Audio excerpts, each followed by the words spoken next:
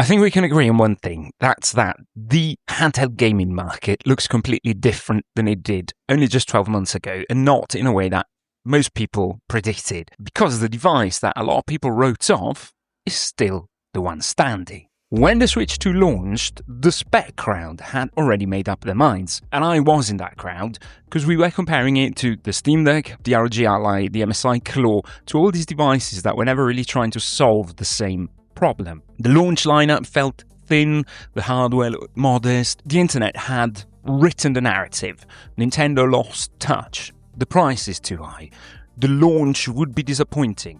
I remember the weeks around the April Direct. It was brutal. People were demanding price cuts. The Reddit crowd was convinced it would bomb. People were pointing at the Wii U saying that history was going to repeat itself. Then launch day came. People walked into stores, went online, picked one up. I did. Went home, played it. No scalping, no lottery, no PS5 style chaos or Steam controller, which I'm still waiting for. Nintendo had flooded the market, filled the supply, delayed the release, and made sure that everybody who wanted one could get one. 3.5 million units in 4 days. Fastest selling Nintendo console in history. And those loud voices turned out to be a minority. And then something happened to the market that most people didn't see coming. And when I was making the notes for this video, I went back to the conversations that people were having around launch, and everyone was saying Nintendo's too expensive, $449 for a Nintendo console, that's outrageous. Look at what happened. Steam Deck OLED 1TB now costing $949, 46% price increase due to the RAM apocalypse. And the Steam Deck, which used to be the undisputed value king of handheld gaming, is now costing more than a PS5 Pro.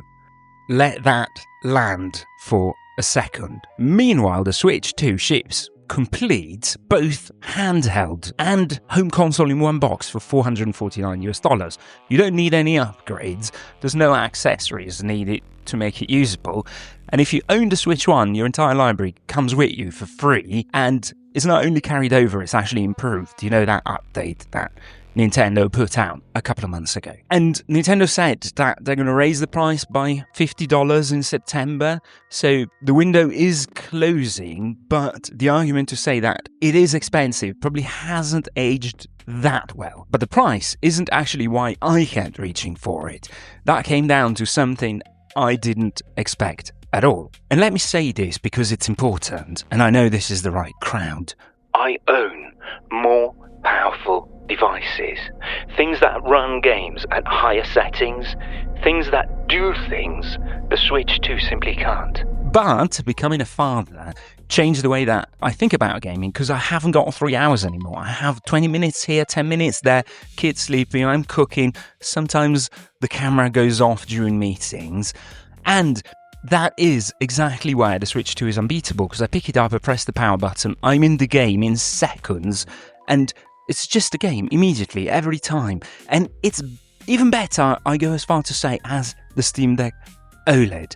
And that sounds like a small thing, but it isn't, because we live in a world where a growing amount of devices is actually competing for our attention and our time, and the more efficiently they handle themselves, the better. And I genuinely, by the way, like the way that this feels, because every time I pick it up, there's something satisfying about it. It's the way the finish, the way the Joy-Cons go into place, it just makes me happy, which sounds ridiculous to say about a piece of hardware, but there it is. Put a good case on it, and I've been using the JSOX cases, which are excellent, and it becomes something you actually want to carry around. That tactile relationship with a device matters more than people admit, and the Switch 2, for me, it gets it right. And then there's the library, because at launch, that was the real problem, and what happened there is the part of the story I didn't see coming. At launch, the library was very thin, and unless you were already deep in Nintendo's world, there wasn't a huge amount to pull you in. That changed, and it did faster than I expected. For me, the changing point was Donkey Kong Bonanza, because it was one of my favourite games last year, not because it's technically impressive, it's super well crafted, but because it's genuinely fun. It's the kind of joyful, inventive game that reminds you why Nintendo still matters when they're actually trying. But the real story, for me, was the third party showing up. So I'll give you two examples, there's plenty more. One, Grid Legends. Sharp, responsive in a handheld. Exactly what you want from a racing game. You can pick it up with 5 minutes to spare, and it's the kind of port that makes you realise this hardware has more headroom than the spec crowd gave it credit for. Then you've got something like Final Fantasy VII Remake on a handheld in your hands. What a game. I'll give you another one. Star Wars Outlaws. Bloody hell. It's brilliant. And then there's something nobody else in this space can offer, and you've got NES, Super NES, Nintendo 64, Game Boy Advanced. You've got decades of Nintendo history that are sitting right there. Through Switch Online, games that define childhoods, games that have shaped the entire industry.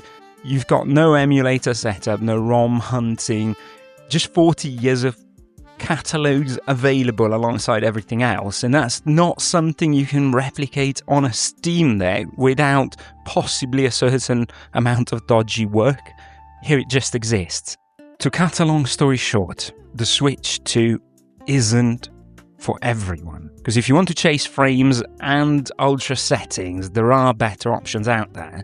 Nintendo isn't trying to win that fight. But here's what a year with this taught me. The best gaming device isn't always the most powerful one. Sometimes it's the one that you actually pick up. So, happy birthday, Switch 2. I didn't expect to say this, but you won me over. And let me know down below, what's the game that finally sold the Switch 2 to you? Drop it in the comments, and if you already own one, I put together a full accessory guide that makes the experience even better. It's linked down below, including the JSOX case, of course, that I mentioned. Thank you for watching, and I'll see you in the next one. Bye bye.